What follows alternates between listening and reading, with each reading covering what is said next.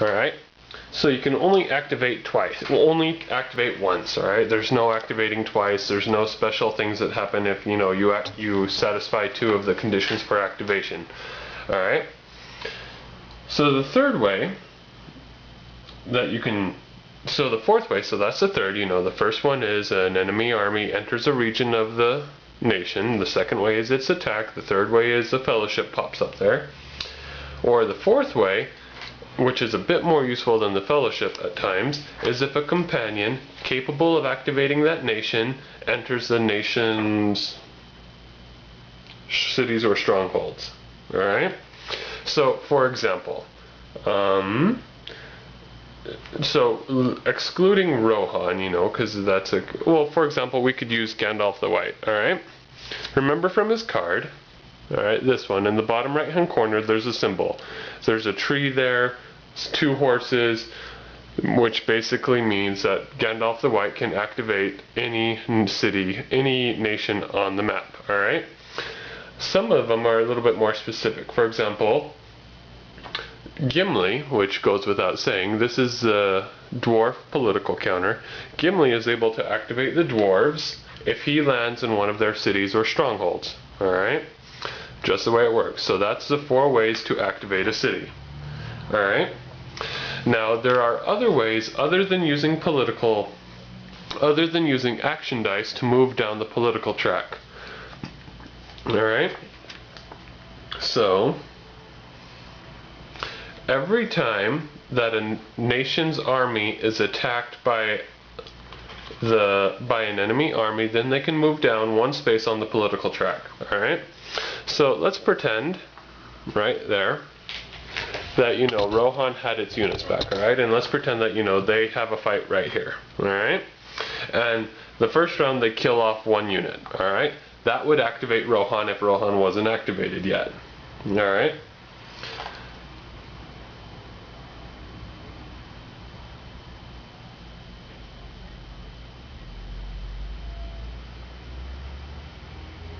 Alright, and at the same time that would advance it 1 space down the political track. Alright, so so you can see how the shadow player would want to delay attacking somewhat until he knows he has a strong enough force to wipe them out. Because as soon as he attacks 1 nation, then they're activated and they move down 1 step on the political track. Alright, the other way that a nation is moved down on the political track is if one of their cities, towns, or strongholds are taken. Alright? So for example, this is a fortress. This does not count. Alright? You know, the enemy can capture this and that'll activate him if no one's in there. But if the enemy kills all the units in the stronghold after a stronghold battle and they're the only ones left, so they have ownership of it now, then that would move down the political counter on the political track. Alright, it would be the same thing if they captured Westemnet, because it's a little city, or it's a town. Same thing if they captured Anorian. It wouldn't be the same if they captured Estemnet, alright? Because there's an advantage to capturing Westemnet and Anorian, because you can recruit in those areas. You can't recruit in Estemnet, alright? So that's how that works. That's how the political track works. Alright, so take a minute, and let's talk about this for a bit, alright? So let's just go over this so that, you know, there's no way you could misunderstand it. Alright? Maybe you will, because I'm not the best rule explainer, but what the hey. Alright, so Gondor's not activated.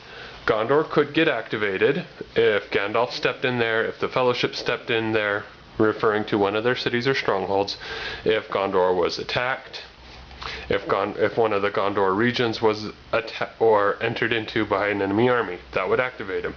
And then every time they're attacked, they move down 1. So if an enemy army attacks, for example, if the Southron and Easterling units in Umbar move up to West Herondor and then attack Pelargir, alright, that would activate them and move them down because they were attacked, alright?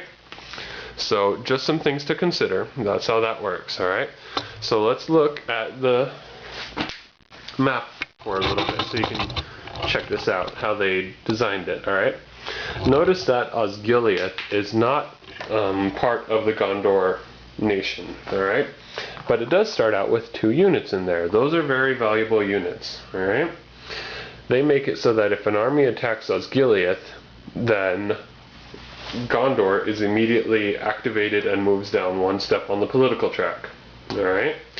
It then becomes very easy for the Free People's player to start mustering in units for Gondor. Alright?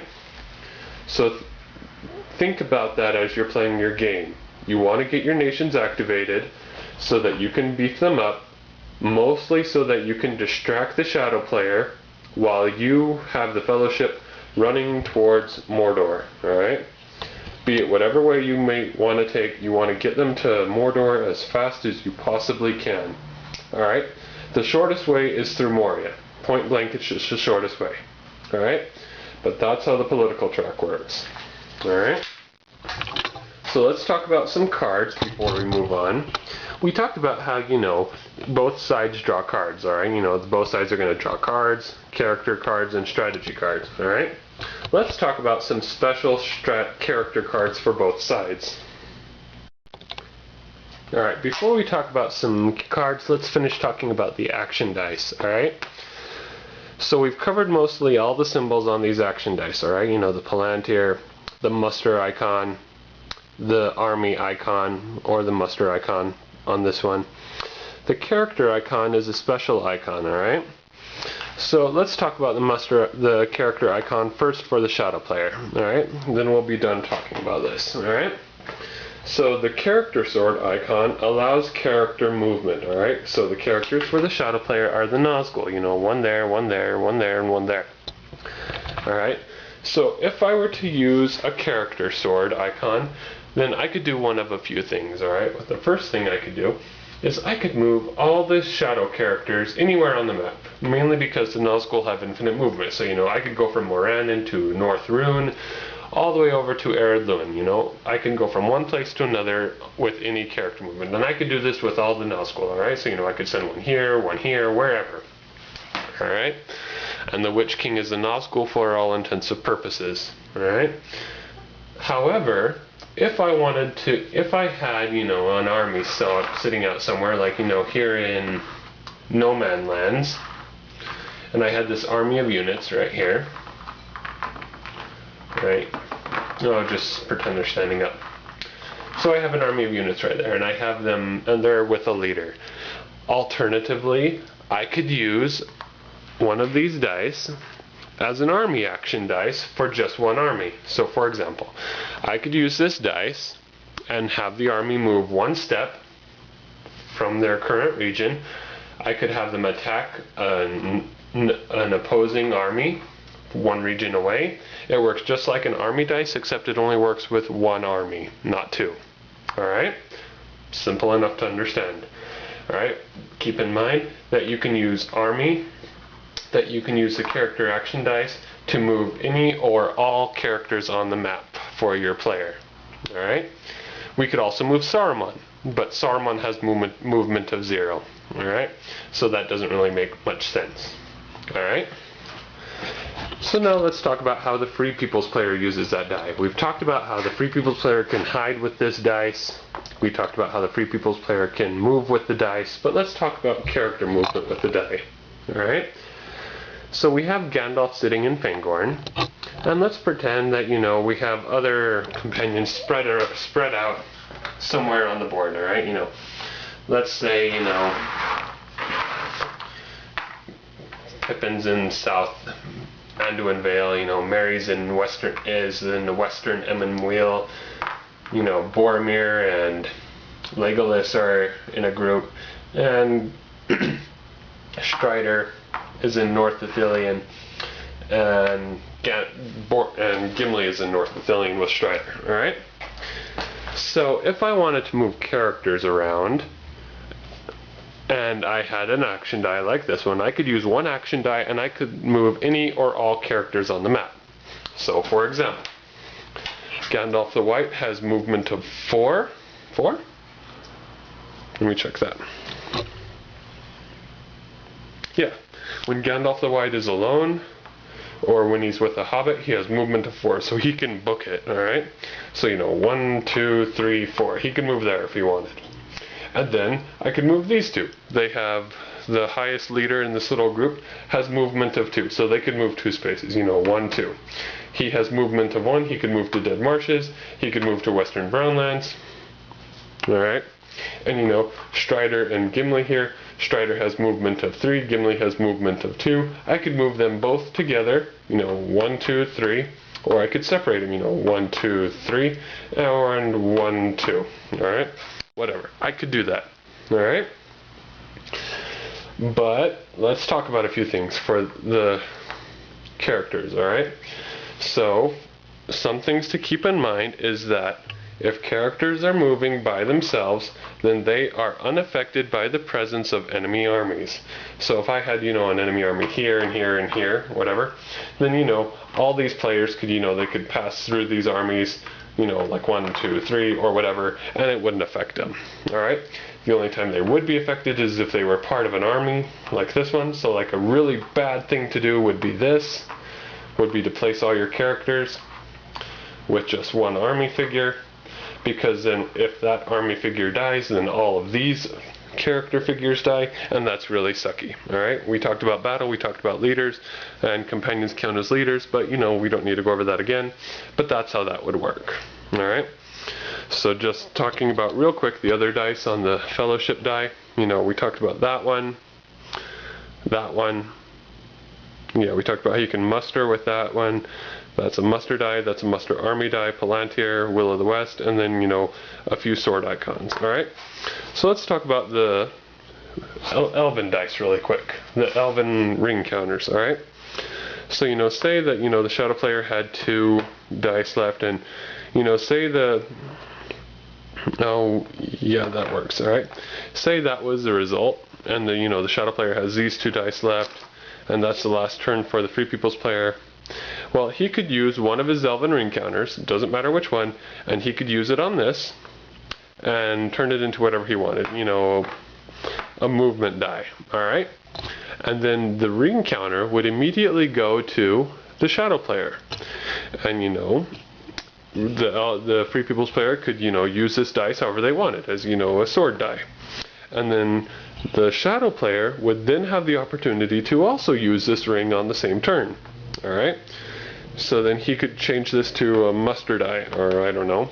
He could change one of his dice to a muster die, like this one right here, and then he would discard this ring token from the game. Alright, so no one could have it again. Alright, so it would go off to the side with the discarded cards. Alright, so if that happened, then you know they'd both get what they want. But then let's say that the Free People's player had another dice, and you know, he changed this one, but he still has this one to work with. And say he wanted to change it with another elven die. He would not be able to, because he has to wait another turn to be able to use another elven ring counter. You cannot use 2 elven ring counters in the same turn. You gotta wait till you re-roll your dice. Same is true for the shadow player. Alright? So now let's talk about these cards. Alright, these are the only cards I'll show you, so I don't really feel bad showing them to you. Let me zoom in. Alright, you can see from the cards that their cost is either a Palantir or a sword icon. Palantir or a sword icon.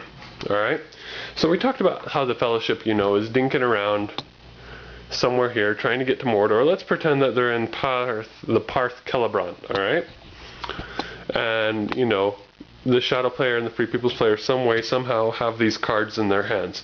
Well, the way they would play these cards is they pay the price. So, you know, Free People's player plays this card with a Palantir. Doesn't matter, whatever. And then he would grab the tile that corresponds to it from up there. You know, we're not playing with those.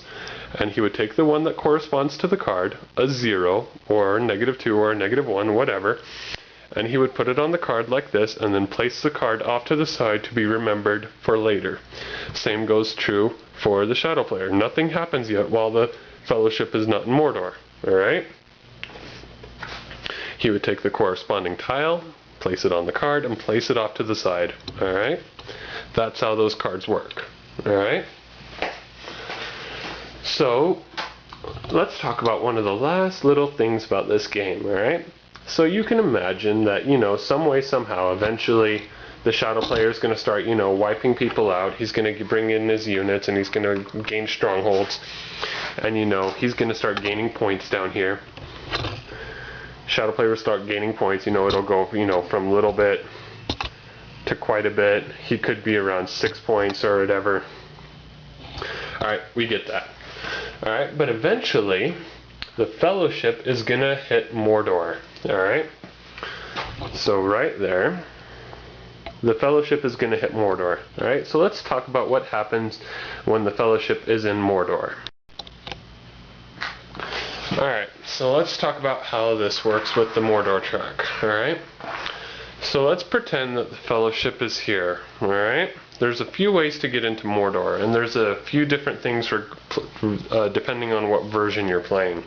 Alright? In the first edition, it is stated in the rules that you have to declare in either Minas Morgul or Morannon. Alright? That rule got nixed. Alright?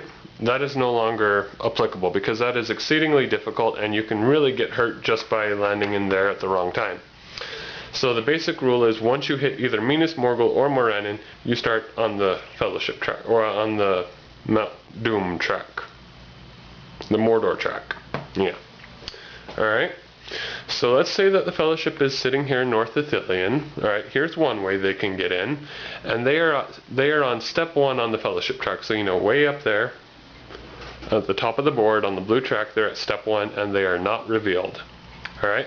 So then it'll be draw event card phase. Alright, the Fellowship player draws their event cards, they can change their leader if they want to, and then they declare the Fellowship. So, you know, they knock their Fellowship track counter down by 1 to go to 0, and they declare in here. Alright, as soon as the Fellowship declares in here, they are immediately moved to step 1 on the Mordor track, just like that. Alright. A few things happen when that happens, but let's go over other ways they can be revealed, be put in here, alright?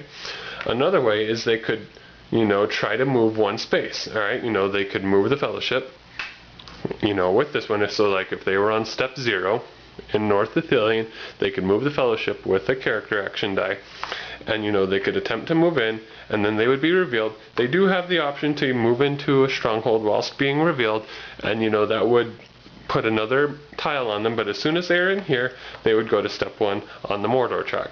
And their indicator would be on the revealed side once they're in the you know, up there on the Fellowship track. Alright? They could enter in either Minas Morgul or Morannon. It doesn't matter, just as long as they get in either one of those, because those two are the main entrances into Mordor. There's no other entrances except for those two. Alright, because they're all surrounded by mountains.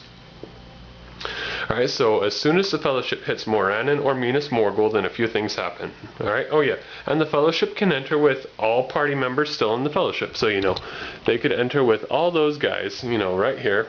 They could still be in the Fellowship box in the top right hand corner of the board. Alright, they could still be in there. It can happen. Very unlikely, but it can happen. Alright, so, you know, they could have all their companions with them. They could have just Gollum with them, and you can't kill Gollum off. As much as you'd like to, you can't do it. Alright, so as soon as they get in here, some way, somehow, they go to step 1. Alright, once they go to step 1, alright, pay attention to this, then we do something special with the hunt counters. Alright, so, you know, we've been drawing hunt counters out of the game. Alright, and, you know, we've been stockpiling these little counters right here. So, you know, whatever we have of these or those or whatever. So once the Fellowship hits the Fellowship track, hits the Mordor track, or as they enter Mordor, then they take their little hunt bag, and they take all the eyeball tile tokens that have been used, and they put those back in the hunt bag. Alright. They also take all of the cards that have been played for the special Fellowship and special shadow tiles, and they put those in the bag. Alright, so, you know, this generally by the time the Fellowship player is moving into the Mordor track, most of these, if not all, have been put in. Alright, so let's pretend that all of them but one each have been put in. Alright, so now they're all inside here, except for one, the -1 and the die roll. Alright, So let's go back to Mordor.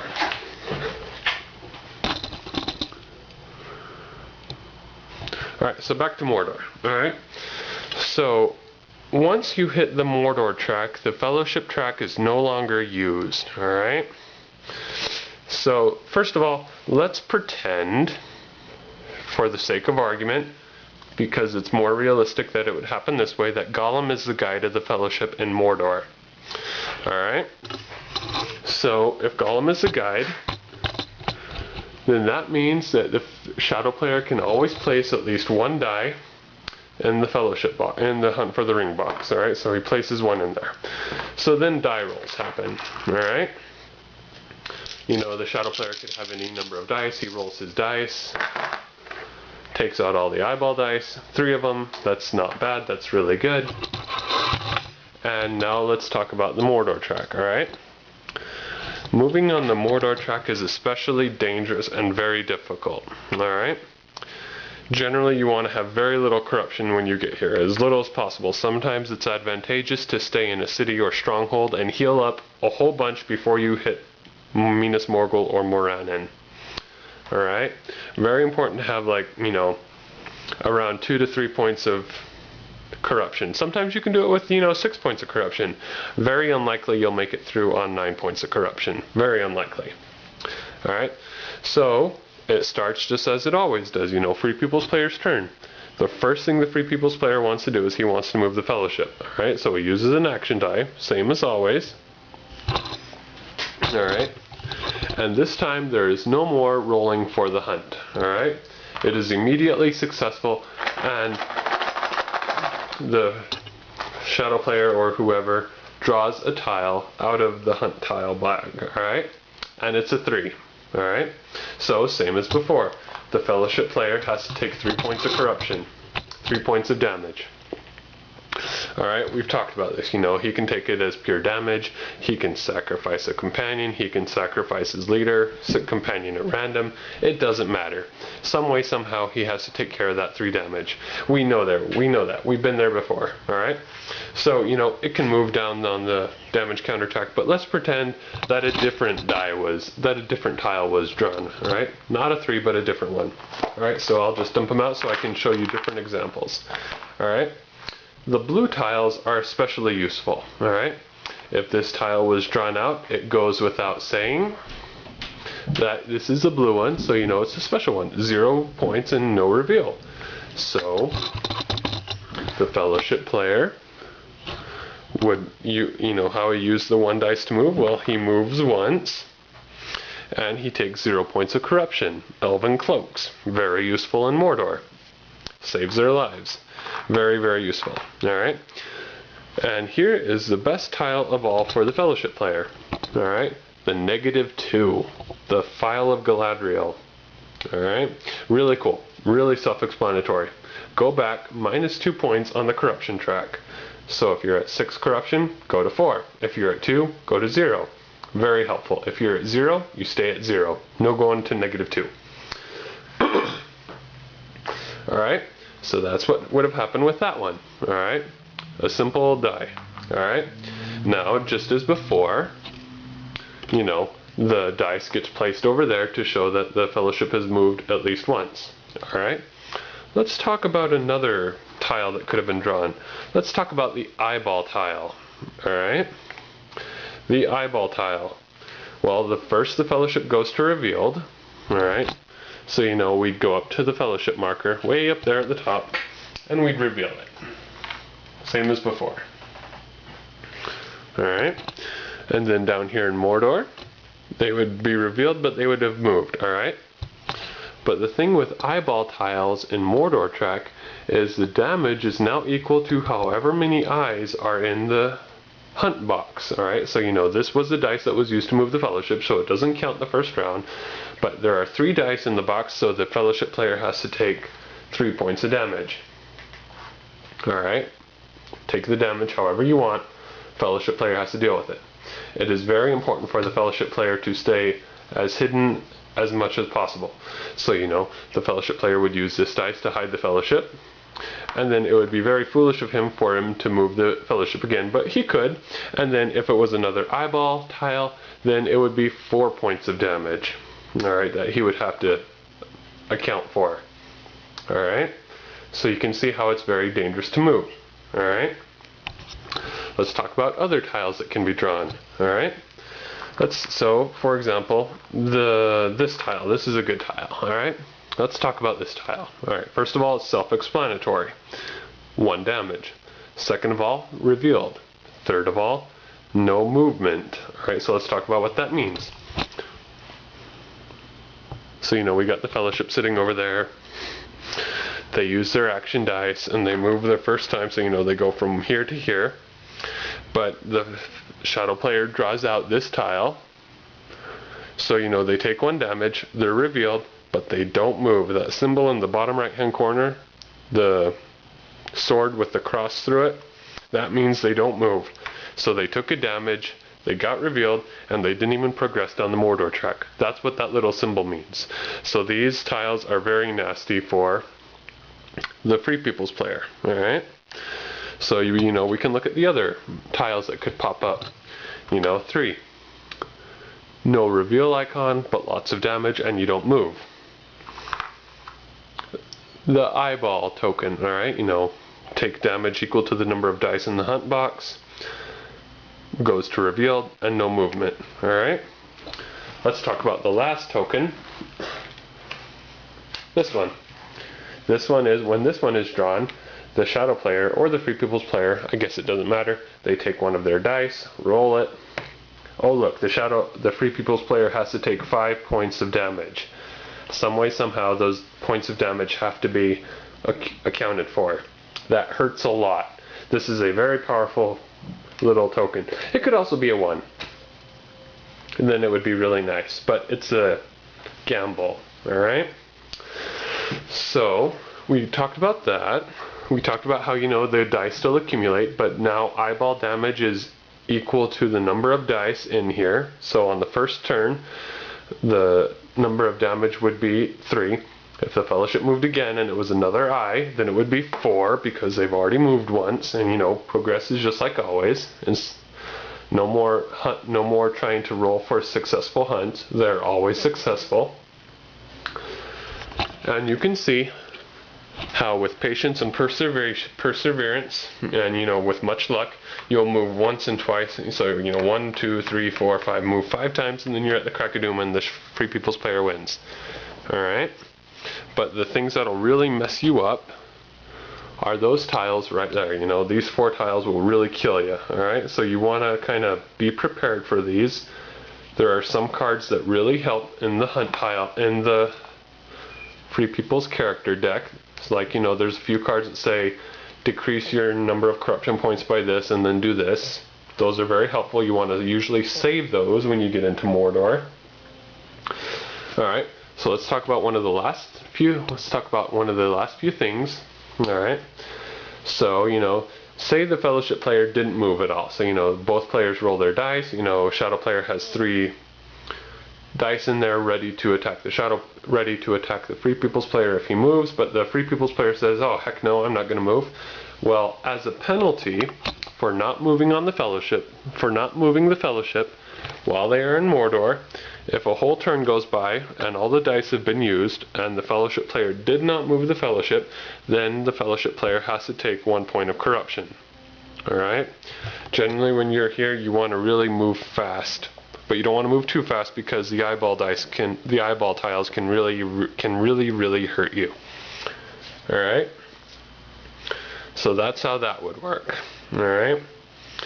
One of the last few things is, remember how we talked about how, you could have Gollum as a guide, you could have all the companions as guides or whatnot in the fellowship. Alright, it's kind of dangerous to take in lots of people into Mordor, because that means it's just as many more dice that the shadow player can put inside the hunt box and then use eyeball tokens on you. That sucks. But let's say you did that, you could do it. No rule saying you can't. So you have all your companions here. Alright. So they're all sitting pretty up there. And let's say you want to separate companions. while you're in Mordor. Well, you can't do that. You can separate companions, but as soon as they're separated from the Fellowship, they die. Alright, so it's pointless to separate companions, and sometimes the shadow cards that the shadow player draws will allow him to make you separate companions, which then they automatically die. If any companions are in Mordor and they're separated from the Fellowship, they die. It does not mean that you can separate companions before you enter Mordor and they can't enter. They can enter just as easily, but if you try to separate Gandalf, for example, while you're on the Mordor track, then he dies. If you separate Strider from the Fellowship while their Fellowship is on the Mordor track, then he dies. All right, point blank, that simple. All right, so I believe I've covered everything. Let me just check real quick.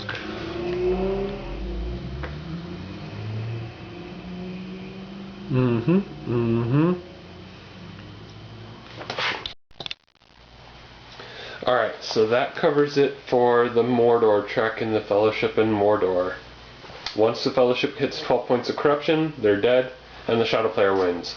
Once the Fellowship makes it to the Crack of Doom, 1, 2, 3, 4, 5 spaces away, they win, and the Shadow player dies. Alright? So let's talk about using battle cards. Alright? Alright, now for the final hitch in the giddy up. Let's talk about battle cards. Alright, we've talked about battles, we've talked about regular units, we've talked about elites, regular units and elites. We've talked about leaders. We've talked about mixing armies. There's no disadvantage. Some cards benefit you and hurt you if you do that, mainly just for the shadow player. Alright? So, you know the drill, the attacking army uses an army dice. This one could be it could be that the Free People's player does it, they can use their army dice. That one, alright? Could be whatever. Alright? So here's how combat cards work, alright? So at the beginning of the combat round, so let's say, the shadow player attacked, which is most common, alright? They attack with this dice. It doesn't really matter, alright? So then the shadow player would look through his hand of cards. So, one of those 6 cards that he could have in his hand, let's say, here's a good one. Let's say if you're following along at home, I'll just read this one because I don't feel bad reading just one. Alright, let's say he plays Cruel as Death. Alright? But here's how it would work. So first of all, here's a note. These are first edition rules. Alright? So if you're playing the first edition, pay attention. If you're playing second edition, wait a little bit and I'll get to those. Alright? So let's say that the shadow player has a card that he wants to play, and the Free People's player has a card that he wants to play. Alright? They both have their cards. Alright? So the first thing that happens is the shadow player says, I have a card that I want to play with. Alright? So for first edition rules, the shadow player says, I have a card that I'm going to play. Upon hearing this, the Free People's player then decides whether or not he wants to play the card. Usually they're pretty decided regardless of what the shadow player is going to do. And generally the shadow player's cards are very, very nasty. Alright? So the Free People's player says, alright, I too am going to play a card. Alright? So, and then they would both reveal their cards at the same time. Alright? So then we'll get into that. But another way that this could have gone down is the shadow player could have said, I am not going to play I am not going to play a combat card. Upon which, hearing, the Free People's player could say, I am going to play a combat card. Or the Free People's player could say, I am not going to play a combat card. Alright? Basically, the point is that the defender must hear the attacker say whether or not they're going to play a card. Therefore, the defender has a slight advantage because there's no surprise in it. Alright? So then, upon hearing both of these sides, both players would reveal their cards. Alright? So for this one, it's Cruel as Death. Alright? And the Free People's player is Valor. Alright? So these are generally really simple. So, Generally, so if there's ever a conflict, alright, if there's ever a conflict on the cards, you know, if one card says do this, if the player has this, and if the player has this, do this. If the two cards ever conflict, then the defender's card happens first, which is generally Free People's Player. Alright, so I'll read the Free People's Player's card first. Alright, the card is called Valor.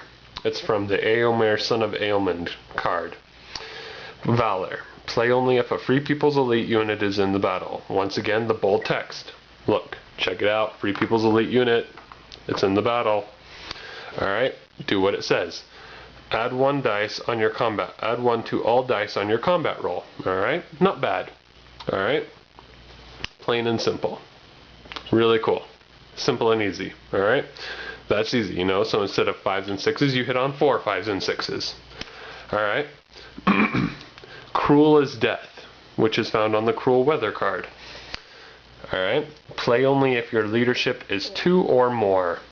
Look at that, we have 2 Nazguls, not the Free People's leadership, but the Nazgul leadership. We have 2 Nazguls, it checks, we can play it. Alright, add 1 to all dice on your combat roll. Alright, easy enough. And now you know that, you know, we roll our combat roll and then we have our leader reroll. Alright, but this card says, before your leader reroll, you must subtract 2 from your leadership. Alright, so you sacrifice 2 leaders, but then you get, you know, the +1 on your combat roll. However, if you had, say, you know, 6 Nazgul in that battle with you, pretend there's 2 more, and, you know, you could still play the card. Cruel as Death, play if your leadership is 2 or more, sacrifice 2. You would still be able to have 2 rerolls if you had 2 more Nazgul, or 4 rerolls if you had 4 more Nazgul than 2. And if you had 7 Nazgul in there, then you would get 5 rerolls. So lots of cards play like that, and that's how you would play the combat cards for the first edition. Alright? The attacker says, I'm going to play a card, or I'm not going to play a card. Upon hearing either declaration, the defender says, I'm going to play a card, or I'm not going to play a card. Both players play their cards, pay very special attention to the bolded text, and then go to town with it, you know. If the 2 cards conflict with each other, then the defender's card happens first, and then the shadow player, or then the defender's card happens first, and then the attacker's card. Alright? You'll find that on lots of cards. That's basically all there is. Now let me talk about the 2nd edition rules. Alright, so before we talk about the 2nd edition rules, first it must be said that once you use a card, so like, you know, that was the Cruel Weather card and the whatever card I used. So, you know, the Free People's Player used a combat card, and the Shadow Player used a combat card. No cost was associated. Those cards are discarded as soon as the combat is over. Alright? So, you know, if you use them from your hand, you forfeit the ability mentioned on the top half of the card. So you be wise in which cards you use for your combat. Alright? So, let's talk about the 2nd edition rules. Alright, you know, the 2nd edition rules play out the same way as the 1st edition rules, as they start out that way anyway. You know, so, you know, the attacker says if they're playing a card or not, the defender says if they're going to play a card or not. Both cards are revealed at the same time.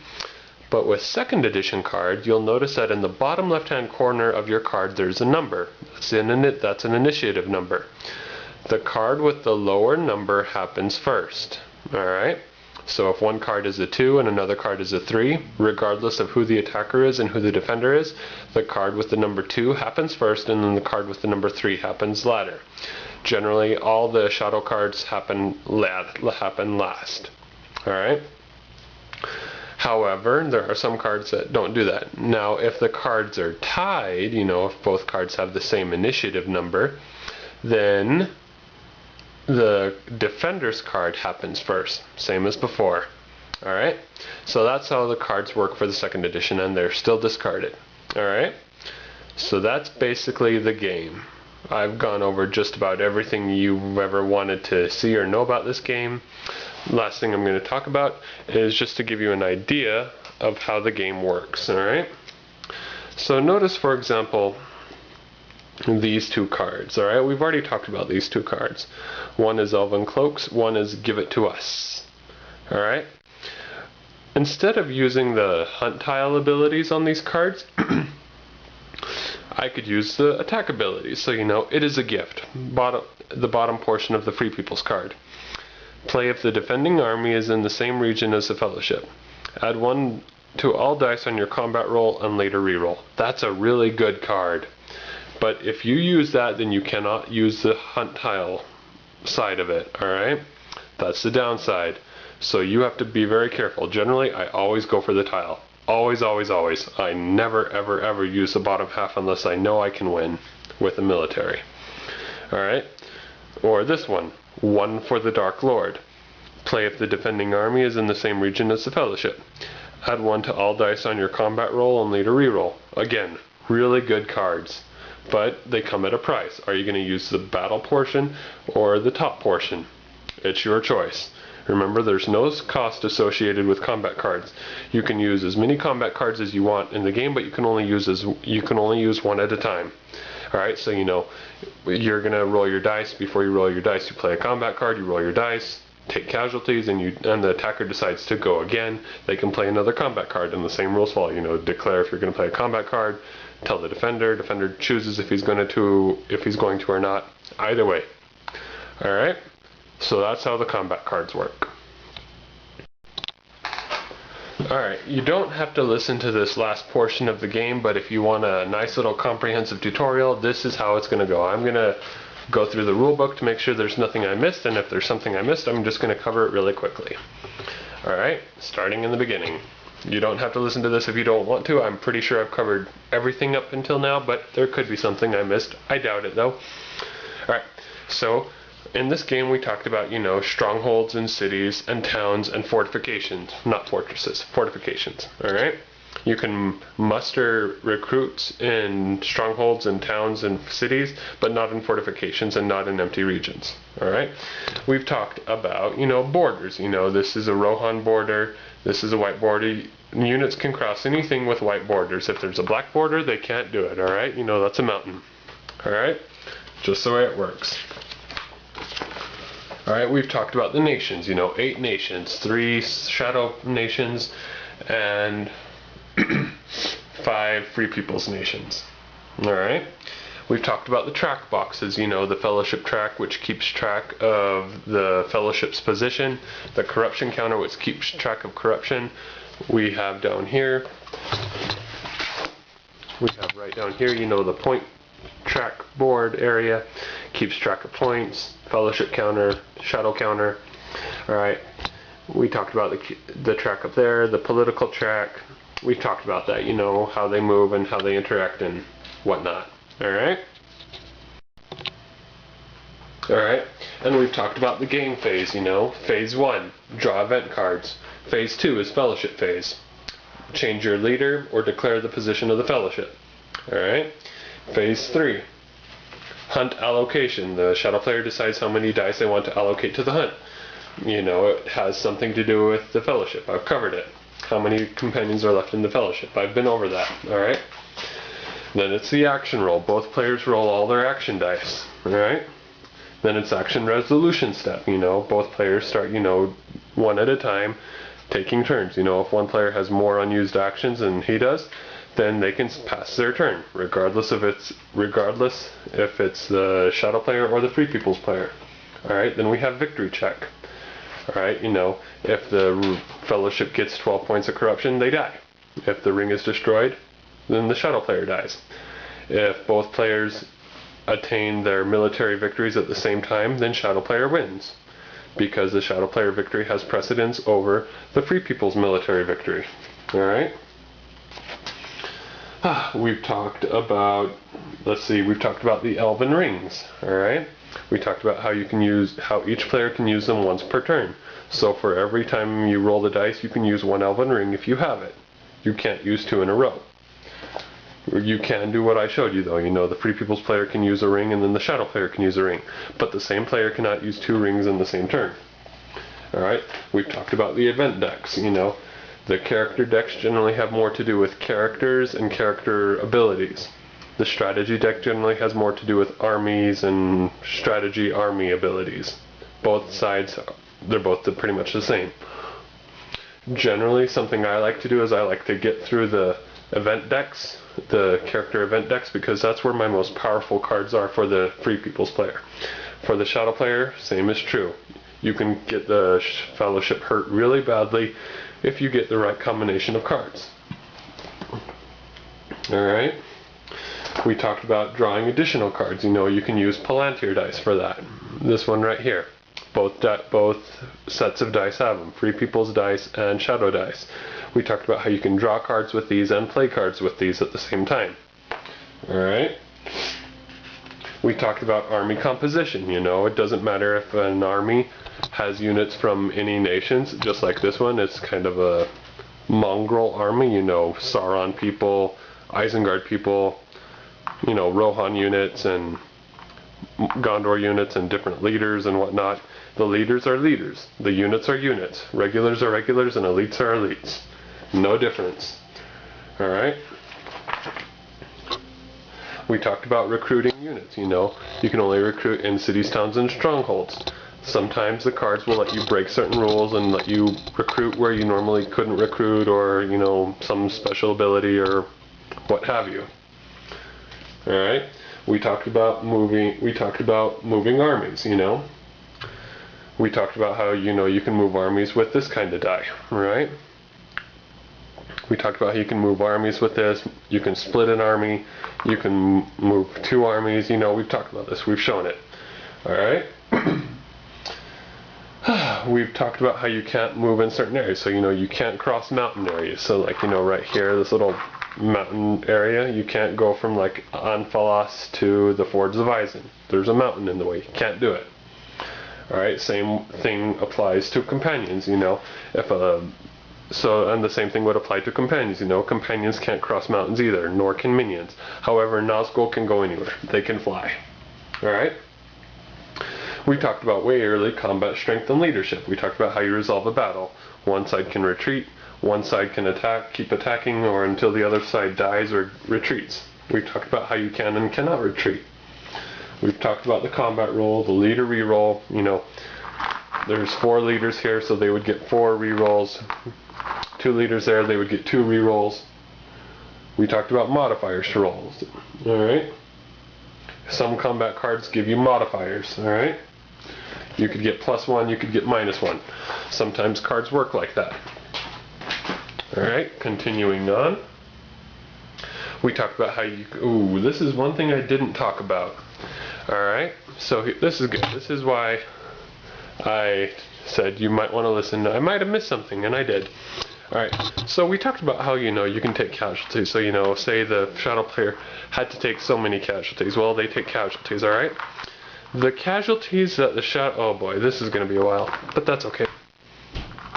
The casualties that the Shadow player is going to take, they can always be recruited back into the game. Alright? So let's just spend a minute on this. So if you're playing along at home, then, you know, if I have an army like this, you know, so many units, and they attack the Free People's Army above them, and both sides, and, you know, it's just a simple battle. It doesn't matter if there's leaders or not. Alright? Both sides have, you know, units. Them being knocked over doesn't mean anything, and, you know, the Shadow player loses, you know, 3 regulars. He could choose whatever one he wants. Alright? They're dead. Alright? And then the Free People's player, you know, they lose an elite and 2 regulars. Alright? You choose basically what you lose, but, you know, they're dead. Alright? So in the beginning of the game, you sort out your units and your army figures into their nations. So, you know, you take all the Gondor units and put them in a pile, you take all the Rohan units, put them in a pile, and then you separate them into their elites, leaders, and regulars. Alright? Hope you've done that before the game starts. Alright? So, the Shadow player doesn't have to worry about this particular thing. Alright? The Shadow player, you know, he always has these units available. Even if they die, they come back in the game. So he can re-recruit them, alright? Once these pieces die, though, you know, the casualties that the Free People's player took, these cannot come back into the game. Alright? These are dead. Once they're dead, and they cannot be used anymore. So the Free People's player has a limited supply of people to defend with, which is why you don't want to just put them anywhere willy-nilly. The Free People's player really needs to think about what they're doing with their units. Alright? However, it doesn't, so, I took away these units, alright? So, a regular and an elite. I could have done, it could have happened that it was this, alright? So that could have happened.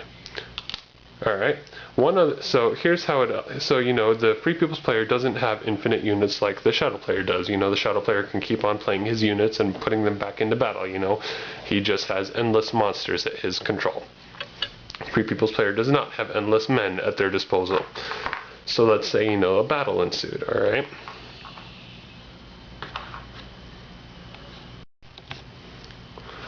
And so let's say a battle ensued, alright?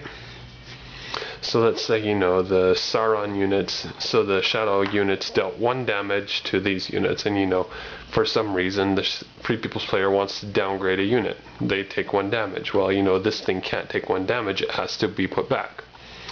So, this thing has 2 damage on it, alright?